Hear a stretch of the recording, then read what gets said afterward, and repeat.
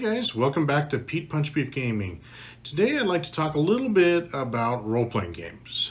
Specifically, not necessarily about a particular role-playing game, but I thought I'd maybe do a hobby tip about role-playing games and what it means to be a good player, specifically in the context of online games. Now, bear in mind that in some cases these tips might carry over into other in-person games, but today I really want to focus on what I think it takes to be a good player, not in terms of like staying in character or things of that nature, but maybe courteous player might be the right way to go about this when you get right down to it. I've been doing a lot of online role-playing games since the pandemic, and as I do those games and kind of observe the different things that I'm doing or I see other folks doing, I thought, boy, I don't know that people are intentionally trying to be discourteous or rude or inappropriate or things of that nature. I just think that maybe they're not aware of some of these finer points. So today I thought I'd go ahead and do a video, things to consider when you're role-playing online, and what you can do to really reciprocate at the table and be the best that you can be. So let's go ahead and start with, in no particular order, number one here. So the first one is, and this might seem somewhat obvious, but know your character. There are a lot of people who show up at the table and they just show up and want to play, which is great. We want players who are engaged, they're committed, they're sitting there.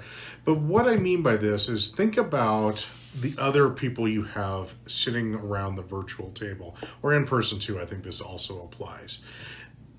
We have a GM or a DM, if you're playing Dungeons and Dragons, who show up and they probably put in a fair bit of time, or at least the good ones have. And so they've put in several hours in that case.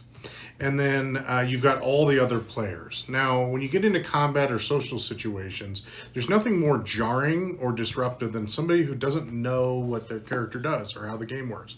Now, I'm not talking a brand new system. I'm not talking about a game you never played before, or maybe even a character class that you're playing for the first, second, or even third time. I'm talking about the players who consistently come to the game and they're asking questions about, hey, how far do I move? Hey, how many attacks do I get? Hey, how do I do such and such skill? And I'm not even talking about the core mechanics. There is a level of assumption that you know your core mechanics. But when you don't know the fundamentals of how your character works, that really slows things up.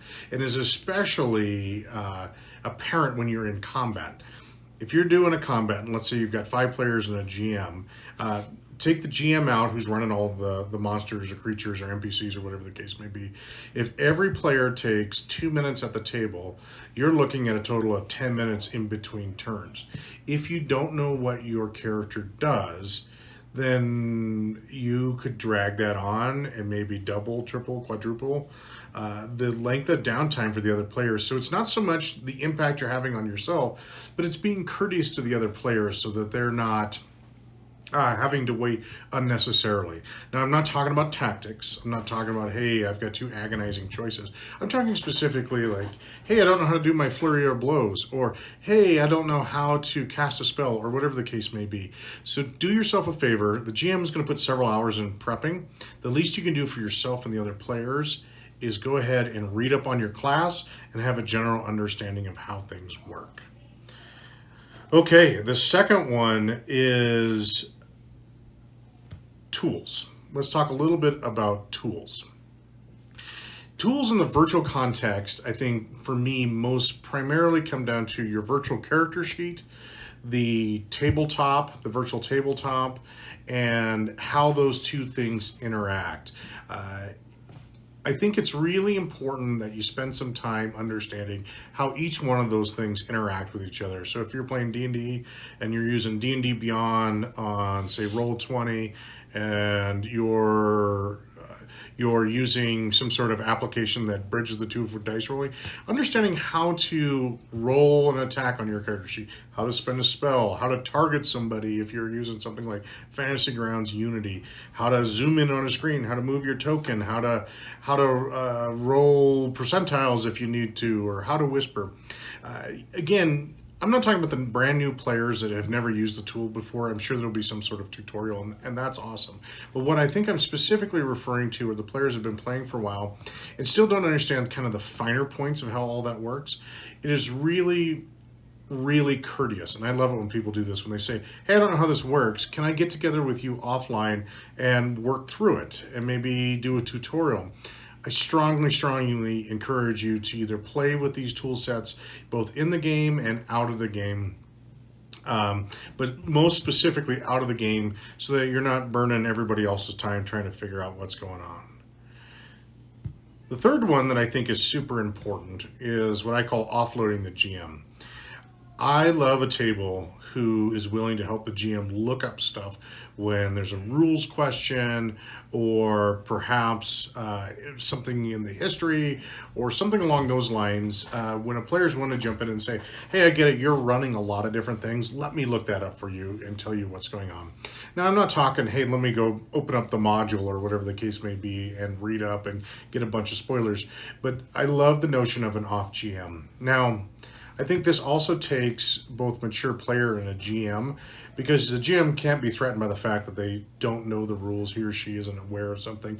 You have to be cognizant of the fact that this is a social experience in which you want everybody to have fun. And if somebody's willing to look something up or do kind of those off GM type techniques or tricks, I think that can be a real time saver and really help the task management for the game master and allow them to get back to helping facilitate the storytelling for the entirety of the table. So off jamming, number 3. Number 4, prepare and manage your downtime. What do I mean by this? Well, again, you have a game master who is spending quite a bit of time preparing the game, and they are, trying to build the encounters, they're trying to find the story arcs and the plot points and working background stuff. All of that is awesome, but I think it's even more rewarding and even more rich when you've got players who take the time to think about, what would my character do in the downtime? How would they develop as a character? What is their story arc? What are they trying to think about? Is it a story of redemption? How does that work out? Do they have family at home that they're trying to connect with or save or find some degree of, satisfaction there?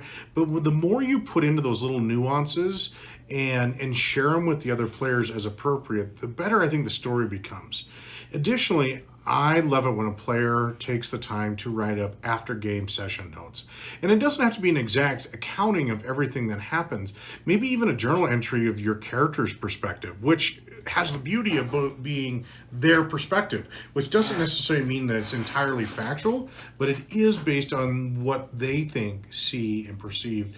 And that can layer in a whole nother level of flavor into the game, where people can start to get an idea of what your character's thinking or seeing or things of that nature. It doesn't usually take a whole lot of time, maybe an hour out of session, and if you're meeting every other week, that's not a huge time commitment, but the rewards can be significant, and it helps out your GM again. He or she can definitely take the time to kind of think about what you've written and go, gosh, I wonder if I can manipulate the story this way and add that in there, or wouldn't it be cool if we did this? It gives the GM something more to work with, and I know they appreciate that tremendously. Lastly, I'm going to talk a little bit about the social contract. Number 5, the social contract. That is this idea that we're all coming to the table to do this storytelling together, and that we want everybody to have a good time. Now, we could do a whole different video on what a social contract is and what it looks like, and what some ideas are probably appropriate and some things that people think about. But suffice it to say, for this video, my real point here is think about the social contract. What are the agreements you all have as players and as a table to make things fun for everybody? Is it this notion that, hey, we're gonna not play evil characters? Are we all going to show up on time? Or are we going to be mindful about not interrupting folks? Or are we going to, if we need to cancel, try and give at least 24 hours notice? Things of that nature. And it can be a wide-ranging things. Hey, we're not going to play evil characters in this case. Or maybe we all know each other in games so that we don't have to worry about, hey, we all randomly meet in the bar. Whatever the case may be mindful of that social contract and ask yourself, am I living up to those expectations? Am I ensuring that I am meeting the needs of not only the game master or the dungeon master, but also the other players, and that everything else is going well? And then if you also feel like perhaps something's amiss in the social contract, it's how do you have that conversation with your table so that they also feel like, hey, I didn't recognize that. Let me fix that so we can all get back to having fun at the table. Doesn't mean you have to be confrontational. Doesn't mean you have to be a jerk. It doesn't mean you have to get in somebody's face. But it does mean, hey, can we revisit that when we're playing an online game, that people are not on their second screen looking at memes and sharing it with people while we're trying to run the middle of the game. It's those sort of things, and it can just be a polite ask. Hey guys, can we just stay on point when we're in a social encounter or in a combat encounter or whatever the case may be, and you don't have to call anybody out specifically. I mean, if it's necessary, then you can work with your game master and your table to figure out how to do that in a constructive way. But think about the social contract and what that means at a virtual tabletop. And I think it's almost even more important in a virtual setting because you don't always get to see people eye to eye. You know, not everybody has their cameras on. You don't get some of those nonverbal cues. So really being mindful of that and holding yourself accountable is super important to pay attention to. So that would be number 5, the social contract. So again, know your character, know what they can do, how they do it, know the tools. Hey, how does my audio system work? How does the VTT work? How does the character sheet work? Offloading the GM, off GMing as I call it, help that person out, make sure they've got what they need. Prepare and manage your downtime. Figure out what the story looks like in between game sessions and share that with the other players. And then 5, honor the social contract. Be deliberate, be intentional about that. Again, I think in a virtual setting, it is harder to do that. And so just be really dedicated in that space. So those are probably my top 5 virtual role-playing game good player tips or courteous player tips. I would definitely love to hear what other people have in that space. Again, the goal of a role-playing game is collectively have fun, collectively tell this story, and I think these 5 tips lead to it. If you've got more, please put them in the comments below. If you like what I'm doing, like, subscribe, and thanks for tuning in to another hobby tip. Okay, thanks.